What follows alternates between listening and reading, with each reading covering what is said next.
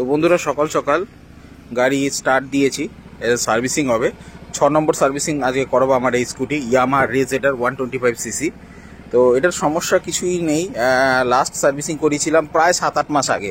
তো অনেকটা দিন হয়ে গেছে, কেননা 4টে ফ্রি ছিল, তারপরে লাস্ট সার্ভিসিং পেইড হলো, এটাও পেইড হবে, তার মানে দ্বিতীয় পেইড সার্ভিসিং করাতে হচ্ছে। আর পেইড সার্ভিসিংয়ে বহুত খরচা নিয়ে নেয়, আপনি যদি ইয়ামাহার যে service centre authorise service centre থেকে করান খরচার প্রচুর লাগে, কিন্তু এরা পার্টসগুলো জেনুইন দেয়, এটাই আর কি ব্যাপার আছে। তো যাই হোক, আপনারা দেখতে পাচ্ছেন এখানে বেশ কিছু সমস্যা দেখা দিয়েছে। 2 বছর কমপ্লিট হতে চললো, গাড়ি 2 বছর কমপ্লিট হলো, প্রায় নভেম্বরে 2 বছর হয়ে গেছে। তো এখন 2 বছর 3 মাস হয়েছে। তো এখানে যে সমস্যাগুলো আমি দেখেছি, গাড়ি খুব ভালো, গাড়ির লুকিংয়ে দেখুন, লুক কত সুন্দর লুক গাড়ির, কোনো সমস্যা নেই। গাড়ি এবং চালানো মস্তি 125cc আছে, গাড়িতে কোনো সমস্যা নেই।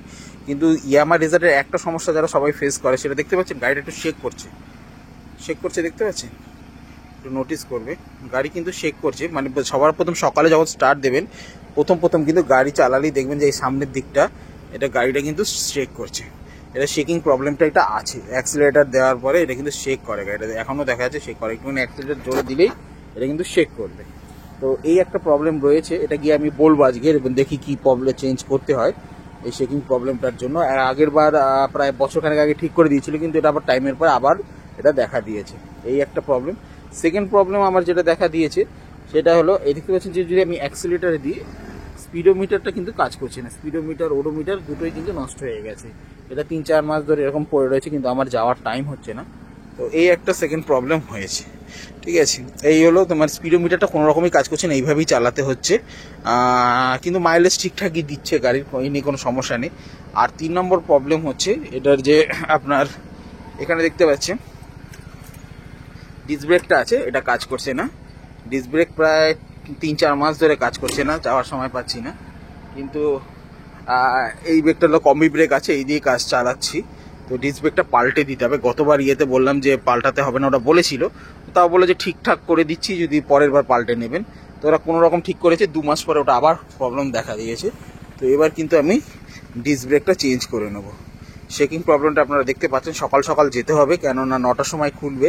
ওখানে সিস্টেমটা এরকম যে লাইন পড়বে, যে আগে লাইনে দাঁড়াবে তাকে আগে দেবে, মানে সিরিয়াল বাই টোকেন আসবে 10টা 15টা। আগে রবিবার দিন অনেক ভিড় হয় সেখানে, যত সকালে 9টার খোলার আগে থেকে কিন্তু ভিড় পড়বে। আপনি যদি 8 নম্বর 10 নম্বরে পড়ে যান, তাহলে আজকের আপনার কমপ্লিট হতেও নাও পারে, যে আপনাকে পরের দিন ডেট দেবে যে পরের দিন আছে।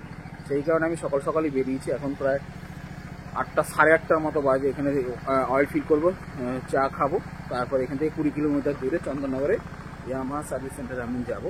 তো কী কী খরচা হয় না হয় সবই আপনাদের দেখাবো। ভালো রকমের খরচা আছে, কারণ ডিস্ক ব্রেকে খরচা আছে, আগের মানে 2700 টাকা বলেছিল, প্লাস আপনার স্পিডোমিটারটা কাজ করছে না, প্লাস আপনি দেখতে পাচ্ছেন যে চেকিংয়ের প্রবলেমটাও রয়েছে, আরও টুকটাক অনেকদিন ধরে গাড়ি পরিষ্কার করেনি, এয়ার ফিল্টারটাও হয়তো পাল্টে দিতে বলবো। তো দেখা যাক, মোটামুটি 2-3 হাজার টাকার মতো প্রায় খরচা আছে মনে হয়। যাই, আপনাকে কীরকম কী খরচা লাগছে আমার এই গাড়িগুলো সবই আপনাকে জানাবো। কিন্তু গাড়ি খুবই ভালো, কোনো অসুবিধা তো হয় না, এবং চালাতেও মজা আছে। 125cc পাওয়ারফুল গাড়ি। তো চলুন যাওয়া যাক। তো সকাল সকালে আমরা পৌঁছে গেছি, সকাল 9টার আগেই, 9টার সময় খোলে। এটা ইয়ামাহা তালডাঙ্গা, চন্দননগর তালডাঙ্গার মোড়ে যেটা আছে, সেই সার্ভিস সেন্টারের একটা আপনাদের আইডিয়া দিচ্ছি, যাতে সমস্ত সার্ভিস সেন্টার সম্পর্কে আপনারা একটা আইডিয়া পান। তো 9টার আগেই কিন্তু লাইন পড়ে যায়, কেননা লাইন পড়ে গেলে দেখতে পাচ্ছেন গাড়িগুলো পরপর রাখা আছে, এবং সার্ভিসিংও কিন্তু এরকম পরপরই হবে। দিনে মোটামুটি 20 থেকে 30টার বেশি হয়ে গেলে তারপর আর ওরা সারাদিনে নিতে চায় না, পরের দিন ডেট দেয়।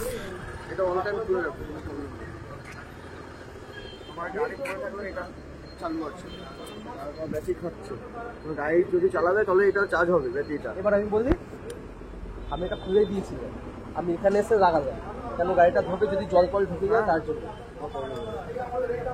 অসুবিধা নেই। তো এতে জল ফল গেলে তো দেখতে পাচ্ছেন এই যে সার্ভিস সেন্টারের জন্য পরপর যখন সিরিয়াল পড়ে যায়, তারপর একটা করে গাড়ি দেখে, এবং দেখে কি কি সমস্যা আছে সেই বলে এরা কি কি লাগবে তার একটা ইয়ে করে, যে এত টাকা এস্টিমেট বিল হবে।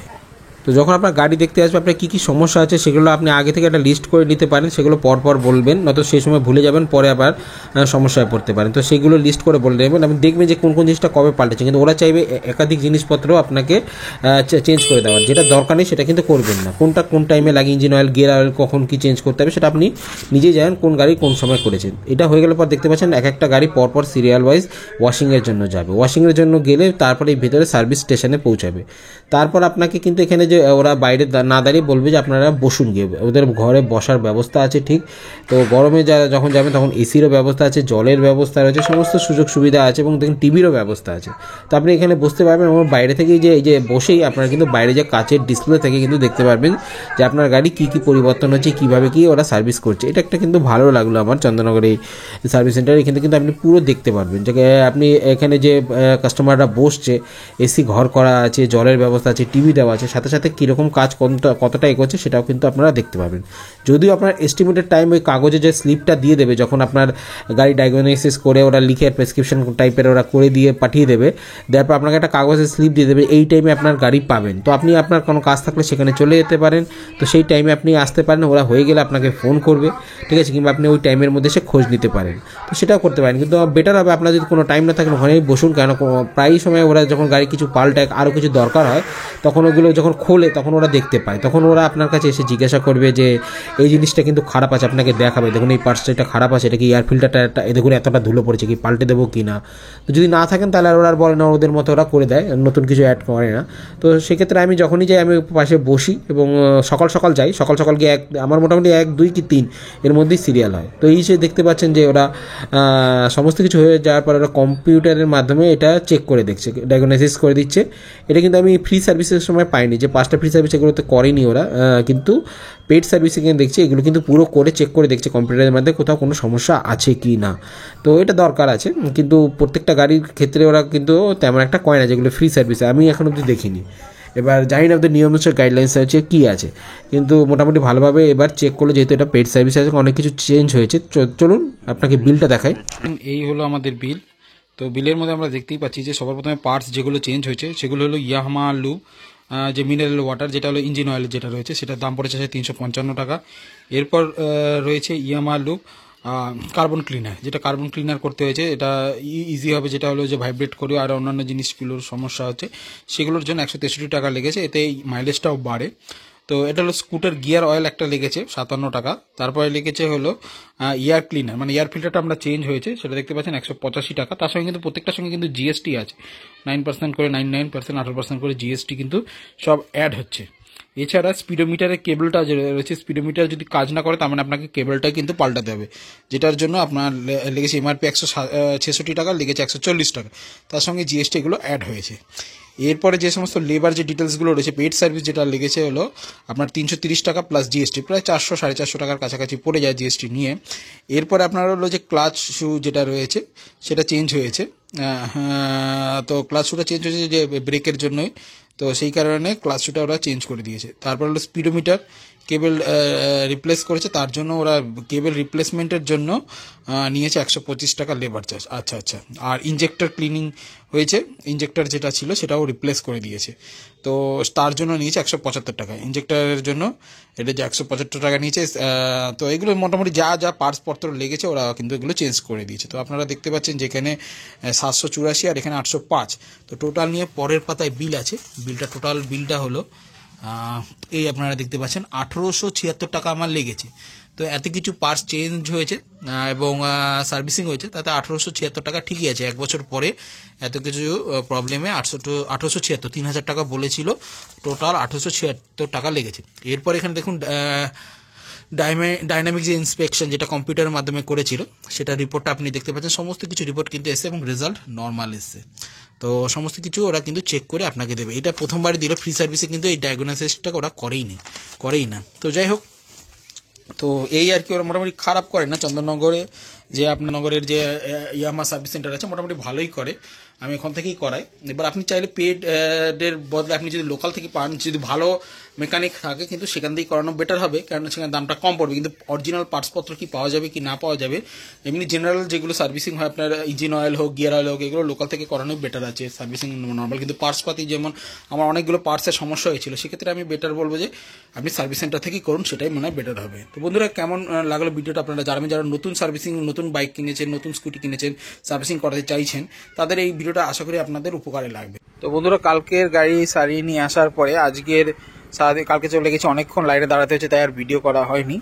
আজকে অফিস গেছি, বিকেলবেলা এসে আপনাকে ভিডিও করেছি। যেরকম ক্লিন করে, পরিষ্কারভাবে ক্লিন করে দিয়েছে, এই নিয়ে কোনো সমস্যা নেই। এবং যে সমস্যাটা ছিল, যে গাড়িটা যে শেক করতো স্টার্ট দিলে, সেই শেকিংয়ের সমস্যাটাও কিন্তু দেখতে পাচ্ছেন একদম স্টেবল আছে। একটা ইঞ্জেক্টর থাকে, সেই ইঞ্জেক্টরটা কিন্তু ওরা চেঞ্জ করে দিয়েছে, যার ফলে এই আর সমস্যাটা কিন্তু হচ্ছে না। আর 3 নম্বর, এখানে একটা গাড়িতে একটা ইয়েলো কালারের দাগ আসতো ইঞ্জিনের প্রবলেমের, যেটা ওটাও ঠিক করে দিয়েছে, ওটা কোনো সমস্যা নেই। আর এটা ডিস্ক ব্রেকটা ওরা ঠিক করে দিয়েছে, ডিস্ক ব্রেকও এখন ঠিকভাবে কাজ করছে। তো আর যে সমস্যাগুলো ছিল আপনার এখানে হলো ইঞ্জিন অয়েলটা চেঞ্জ করেছে, যেটা প্রতিবারই করে। এবং আমি এয়ার ফিল্টারটা চেঞ্জ করেছি প্রতিবার। এয়ার ফিল্টারটা মোটামুটি 6 মাস পরে আমি এয়ার ফিল্টারটা চেঞ্জ করি। ওটা বেশি দাম না, 170-80 টাকা পড়ে, কিন্তু এটা ধুলো পড়ে গেলে এয়ার ফিল্টার ঠিক থাকলে কিন্তু আপনার মাইলেজ এবং ইঞ্জিন দুটোই ভালো থাকবে। তো আর যেটা করেছে, এটা গিয়ার অয়েল, এখানে হলো গিয়ার অয়েলটা চেঞ্জ করেছে, ইঞ্জিন অয়েল দিয়েছে, ফিল্টার চেঞ্জ হয়েছে, এই জিনিসগুলো চেঞ্জ হয়েছে। এখানে হলো ডিস্ক ব্রেকের এটা কাজ করেছে। আর যে স্পিডোমিটারের ব্যাপারটা ছিল, স্পিডোমিটারটা যেটা স্পিডটা আসতো না, এটা এখন দেখতে পাচ্ছি যে স্পিডোমিটারটা কিন্তু এখন ঠিক হয়ে গেছে। যদি এখন গাড়ি না চালালে অবধি স্পিডোমিটার কাজ করবে না, তো স্পিডোমিটারের সমস্যাটাও কিন্তু মিটে গেছে। তো এই আর কি ব্যাপার দেখতে পাচ্ছি, কালকের পর থেকে 34 কিলোমিটার চালানো হয়েছে, এই আর কি ব্যাপার। তো যাই হোক, তো বন্ধুরা কমপ্লিট হয়ে গেছে গাড়ি। এতে আমার টোটাল খরচ পড়েছে 1878 টাকার মতো সামথিং। এটা আপনাকে ডিটেলস বিলটা দেখাচ্ছি। তো বেশ ভালোই এখন গাড়ি কিন্তু পারফর্ম করছে। তো বন্ধুরা, দেখা হচ্ছে নেক্সট ভিডিওতে। সবাই ভালো থাকবেন, টাটা।